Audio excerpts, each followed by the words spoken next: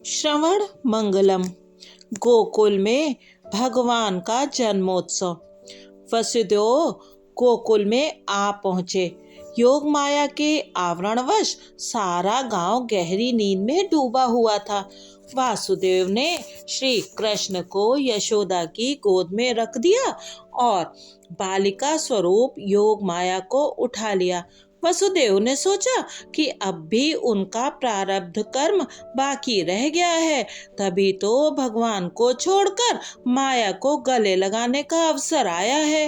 वसुदेव योग माया को टोकरी में बिठलाकर वापस कारागृह आ पहुंचे। ब्रह्म संबंध होने पर सभी संबंध टूट गए थे।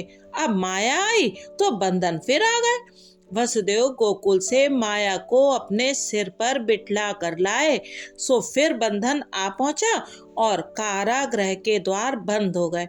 माया बंधन करता है, अर्थात माया बांध लेती है। भगवान की आज्ञा के कारण ही तो वसुदेव ने बंधन को स्वीकार किया है, अर्थात भगवान ने उनसे कहा कि तुम मुझे गोकुल छोड़ाओ और माया को ले आओ। तभी वसुदेव माया को लेकर के आए। अब कारागृह में देवकी की गोद में सोई हुई योग माया रोने लगी। सेवकों ने शीघ्र ही कंस को संतान के जन्म का समाचार दे दिया। कंस दौड़ता हुआ आया। कहाँ है मेरा काल, मुझे सौंप दो उसे। कंस योग माया के पांव पकड़कर उन्हें पत्थर पर पीटने लगा, किंतु माया क्या कभी किसी के हाथ में आई भी है? आदि माया ने तो कंस के ही सिर पर एक लात जमा दी और हाथों से छूटकर आकाशगामी हो गई, अर्थात आकाश में खड़ी हो गई। आकाश में उन्होंने अष्टभुजा जगदम्बा भद्रकाली का रूप धारण किया। उन्होंने कंस से पुकार कर कहा, अरे पापी, तेरा काल तो अवतरित हो गया है और सुरक्षित है। कंस ने पश्चाताप करते हुए वसुदेव देवकी से अपने अपराध की क्षमा मांगी। इधर जन्माष्टमी के दिन नंद जी ने 12 बजे तक जागरण किया। शांडिल्य जी के कहने पर सभी सो गए थे और गहरी नींद में डूब गए थे। बाल कृष्ण जब नंद जी के घर में आए तब नंद बाबा सोए थे। नंद बाबा ने स्वप्न में देखा कि कई बड़े बड़े ऋषि मुनि उनके आंगन में पधारे हुए हैं। यशोदा जी ने श्रृंगार किया है और गोद में एक सुंदर बालक खेल रहा है। उस बालक को मैं निहार रहा हूँ। शिव जी भी उस बालक का दर्शन करने हेतु आए हैं। नंद बाबा प्रातः काल जागृत होने पर मन में कई संकल्प विकल्प करते हुए गौशाला में आए। वे स्वयं गौ सेवा करते थे। गायों की जो प्रेम से सेवा करता है उसका वंश कभी नष्ट नहीं होता। नंद बाबा ने प्रार्थना की, हे नारायण दया करो, मेरे घर गायों के सेवक गोपाल कृष्ण का जन्म हो। उसी समय बाल कृष्ण ने लीला की। पीला चोला पहने हुए, कपाल पर कस्तूरी के तिलक वाले बाल कृष्ण घुटनों के बल बढ़ते हुए गौशाला में आए। इस बालक को नंद जी ने देखा तो उनके मन में हुआ, अरे ये तो वही बालक है जिसे मैंने स्वप्न में आज ही देखा है। बाल कृष्ण ने नंद बाबा से कहा, बाबा, मैं आपकी गायों की सेवा करने के लिए आया हूँ। गौशाला में आए हुए कन्हैया को नंद जी प्रेम से निहारते हुए स्तब्ध से हो गए। उन्हें देह भान तक नहीं रहा। बाल कृष्ण के दर्शन से वे समाधिस्थ से हो गए। उन्हें कुछ ज्ञात ही नहीं रहा कि वे जाग रहे हैं या सो रहे हैं। सुनंदा को यशोदा की गोद में बाल कृष्ण की झांकी हुई तो वह दौड़ती हुई गौशाला में भाई को खबर करने आई, भैया भैया, लाला भयो है। आनंद ही आनंद हो गया। श्री कृष्ण हृदय में आ गए। नंद जी ने यमुना जी में स्नान किया। आज जन्मोत्सव के उपलक्ष्य में स्नान किया जाना था। उनको सुवर्ण के आसन पर बिठलाया गया। शांडिल्य मुनि ने उनको दान करने को कहा। नंद जी ने कहा, जो चाहो सो ले जा सकते हो। नंद बाबा ने बड़ी उदारता से दान दिया। दान से धन की शुद्धि होती है। गायों का दान दिया गया। कई वर्षों तक तपश्चर्या करने पर भी महान ऋषि मुनियों का काम नष्ट ना हुआ, अभिमान निशेष ना हुआ, अर्थात ना तो उनका काम मिटा और ना ही उनका अभिमान गया। तो वे सब गोकुल में गाय का अवतार लेकर आए।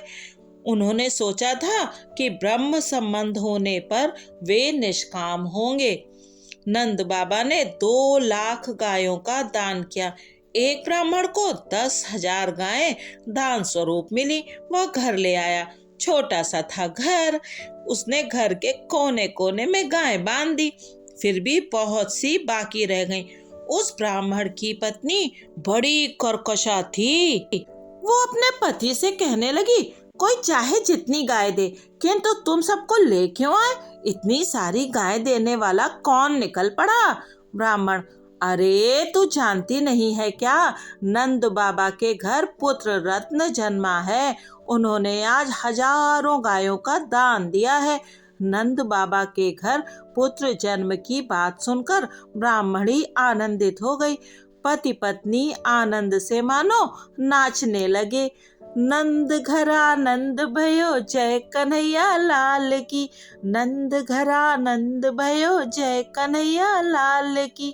गांव के एक एक व्यक्ति को लगता है कि कन्हैया उसी का है। गांव की सभी गोपियों में कन्हैया के जन्म की बात फैल गई, तो वे सब भी उनके दर्शन के लिए दौड़ी चली आई। मानो नवधा भक्ति दौड़ती हुई ईश्वर से मिलने के लिए जा रही हो। गोपियों का एक एक अंग कृष्ण मिलन और कृष्ण स्पर्श के लिए आंदोलित हो रहा है। उनकी आंखें कहने लगी, हम जैसा भाग्यवान कोई नहीं है, हमें ही कृष्ण दर्शन का आनंद मिलेगा। तो हाथों ने कहा, हम ही भाग्यशाली हैं, हम तो प्रभु को भेंट देंगे। तो गोपियों के कान कहने लगे, हमारे ही कारण तुम सब भाग्यशाली हुए हो, क्योंकि कृष्ण प्राकट्य के समाचार हमने सबसे पहले जाने हैं। हम तो कन्हैया का बांसुरी वादन भी सुनेंगे। तो हृदय ने कहा, जब तक मैं पिघलता नहीं हूँ आनंद आता नहीं है। पांव बोल पड़े, हजारों जन्मों से हम यौवन, सुख और धन संपत्ति के पीछे भागते आए हैं और आज प्रभु दर्शन के लिए दौड़ पड़े हैं। अब जन्म मृत्यु के दुख से छुटकारा होगा। सभी को आनंद का अनुभव हो रहा था। गोपियों की वेणी से फूल नीचे झर रहे हैं और कह रहे हैं, तुम कृष्ण दर्शन के लिए आतुरता से दौड़ रही हो, तुम भाग्यशाली हो। तुम्हारे सिर पर रहने के लिए हम योग्य नहीं हैं। हम तो तुम्हारे चरणों में गिरकर तुम्हारी चरण रज के स्पर्श से पावन हो जाएंगे। यशोदा की गोद में खेलते हुए सर्वांग सुंदर बाल कृष्ण का गोपियां दही से अभिषेक करने लगी। निर्धन गोपियां दूध और दही लेकर आई हैं।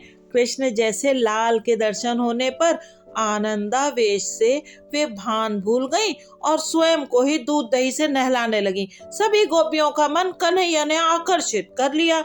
हृदय में आनंद का पारावार उमड़ रहा है। गोपियां जितना लेकर आई हैं उसका 10 गुना बढ़ाकर वापस लौटाना है। किसी को चांदी की थाली दी गई तो किसी को चंद्रहार। यशोदा जी ने सोच लिया था कि घर का सर्वस्व क्यों न लुट जाए, किंतु सभी का आशीर्वाद और शुभेच्छा पानी है। गोपियां जो कुछ भी मांगे दिया जाए। आनंद में पागल गोपियां कन्हैया की जय जयकार कर रही हैं। एक ने तो कहा, यदि देना है तो मुझे कन्हैया ही दे दीजिए। यशोदा ने उसे अपने पास बिठलाकर उसकी गोद में लाला को बिठलाया। आनंद आनंद आनंद। हजारों जन्मों से बिछड़ा हुआ जीव आज प्रभु से मिल पाया।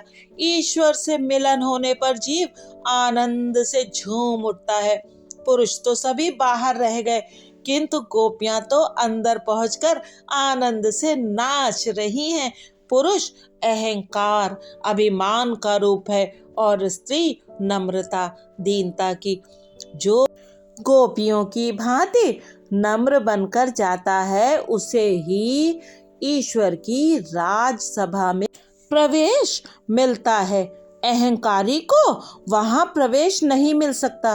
नंद के घर सभी को आनंद देने वाले के घर परमानंद कन्हैया प्रकट हुआ। सभी के आशीर्वाद प्राप्त करोगे तो तुम्हारे घर सर्वेश्वर आएंगे। सभी का आशीर्वाद लेना वैसे तो बड़ा दुष्कर काम है, किंतु किसी के निश्वास अर्थात बद्दुआ को कभी ना लो। किसी की भी बद्दुआ नहीं लोगे तो तुम भी नंद के समान हो सकोगे। नंदयति सर्वजनान स नंदः। वाणी वर्तन व्यवहार और विचार से जो सभी को आनंद देता है वही नंद है। सभी का आदर करो। आदर दान उत्तमोत्तम दान है। सभी जीव को शिव स्वरूप मानकर सभी का आदर करो। ज्ञानी का लक्षण ही यह है कि उसके व्यवहार से किसी को अशांति और उद्वेग न होने पाए। औरों के वर्तन से अपने मन को कभी अशांत और विचलित ना करना। यानी जो दूसरे लोग कोई गलत व्यवहार आपके साथ करते हैं तो भी आप अपने मन को कभी अशांत और विचलित ना करिए। नंद बाबा सदा सर्वदा आनंद में रहते थे और औरों को आनंद देते थे। ऐसे नंद के घर ही परमानंद पधारते हैं। सभी को आनंद ना दिया जा सके तो कोई बात नहीं है, किंतु दुख तो किसी को भी न दो। कोई दुखी हो जाए ऐसा कभी मत करना। आजकल लोग वर्ष में एक ही बार नंद महोत्सव मनाते हैं, किंतु प्रतिदिन नंद महोत्सव मनाया जाना चाहिए। रोज प्रातःकाल 4 बजे से 5:30 बजे तक नंद महोत्सव मनाया जाए। उत का अर्थ है ईश्वर और सब का अर्थ है प्राकट्य। ईश्वर का प्राकट्य ही उत्सव है। उत्सव में धन भोगादि नहीं, प्रेम ही मुख्य है। मंदिर में नहीं, अपने घर में ही नंद महोत्सव मनाया जाए। जीवात्मा का घर हमारा शरीर ही तो है। नंद महोत्सव का अर्थ मिठाई बांटना या दही दूध उड़ेलना नहीं है। ऐसा करने पर तो आनंद का अतिरेक हो जाएगा। उत्सव तो हृदय में होना चाहिए, हृदय में मनाना चाहिए। ईश्वर का प्राकट्य होने पर मनुष्य को देह में रहते हुए भी देह का भान नहीं रह पाता। देह धर्म भूलने पर ही उत्सव सफल होता है। परमात्मा को हृदय में पधराओ। हृदय में परमात्मा का प्राकट्य होने पर भूख प्यास नहीं सताती। जो हर रोज नंद महोत्सव मनाता है उसका सारा दिन आनंद में बीत जाता है। निर्धन व्यक्ति भी यह महोत्सव मना सकता है। इस उत्सव में धन नहीं, मन ही प्रधान है। नंद महोत्सव की तैयारी तो करनी ही पड़ती है। अपने शरीर को मथुरा और हृदय में गोकुल बनाओ और फिर नंद महोत्सव मनाओगे, तभी हृदय गोकुल में परमात्मा प्रकट होंगे। गो का अर्थ है इंद्रिय और कुल का अर्थ है समूह। गोकुल का अर्थ है इंद्रियों का समूह अर्थात हृदय। शरीर मथुरा है और हृदय गोकुल। नंद जीव है, इस शरीर को मथुरा बनाना है। हृदय गोकुल में बाल कृष्ण को पधराओ। मन को आसक्ति से बचाओगे तो शरीर मथुरा बनेगा और हृदय गोकुल। पवित्र काया ही मथुरा है। महाप्रभु जी की आज्ञा है, मथुरा और मधुरा एक है। काम सुख और संपत्ति मद है। इन दो मदों से जो अपने को बचाता है उसी का शरीर मथुरा बन सकता है। इन दो वस्तुओं में फंसा हुआ है मन, इस मन को ही बचाना है। मनुष्य कई बार तन से तो काम सुख का त्याग करता है किंतु मन से नहीं करता है। तन से तो त्याग करे किंतु मन से ना करे तो वह त्याग दंभ मात्र है। इन दो वस्तुओं में माया है, इन दोनों से मन को बचाना है। शेष चर्चा अगले अंक में। तब तक ओम नमो भगवते वासुदेवाय।